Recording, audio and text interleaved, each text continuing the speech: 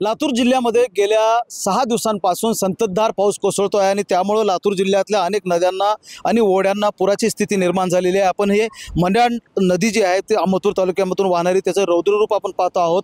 अहमदपूरकडून खंडाळी आणि राणी सावरगाव मार्गे गंगाखेडकडे जाणारा हा रस्ता जो आहे तो पूर्णपणे पाण्याखाली गेलेला आहे आणि त्यामुळे या भागातली जी वाहतूक आहे ते ठप्प झाल्याचं चित्र आहे।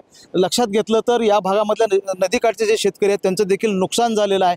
प्रशासनाचं जर आपण लक्षात घेतलं तर प्रशासन मुख्यमंत्री लाडकी बहीण योजना जी आहे ते त्या योजनेची शिबिरं घेण्यामध्ये मशगूल असल्याचं चित्र आहे। अद्याप तरी जिल्हा प्रशासनाच्या वतीनं तहसीलदार असतील किंवा उपजिल्हाधिकारी असतील अहमदपूर तालुक्यातल्या 2 नद्यांच्या पुलांवरून पाणी वाहत आहे याचा आढावा अजूनही तहसीलदार किंवा तहसील कार्यालयाच्या वतीनं कोणी घेतलेला नाही असं नागरिक सांगतायत, शेतकरी सांगतायत आणि त्यामुळं प्रशासनानं या परिस्थितीकडे लक्ष द्यावं अशा प्रकारची मागणी देखील शेतकऱ्यांची होती आहे। दुसरा जर आपण लक्षात घेतलं तर हाडोळतीवरून कंधारकडे जाणारा जो रस्ता आहे तो देखील पाण्याखाली गेलेला आहे। त्या रस्त्यावर जो असलेला पूल आहे हाडोळती जवळचा तो पाण्याखाली गेल्यामुळं साधारणतः सावरगाव थोट, किनी सिंदगी, मांगदरी, मोजा, परंडा, वाहत या गावांबरोबरच कंधार तालुक्यामध्ये आणि नांदेडकडे जिल्ह्यातली असलेली ही गावं जी आहेत सीमावर्ती भागातली ते हासूळ, कारतळा, हटक्याळ, म्हाळंगी, बोडका, नंदन, शिवणी, कुरुळा अशा प्रकारच्या गावाकडून अहमदपूरकडे किंवा हाडोळतीकडे येणारी जी वाहतूक आहे ती पूर्णपणे ठप्प झाल्याचं चित्र आहे। एकूणच जर लक्षात घेतलं आपण तर मांजरा नदीला देखील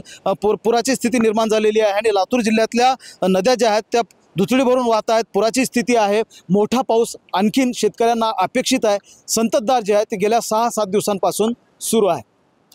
महेंद्र जोंधळे, TVN मराठी, लातूर।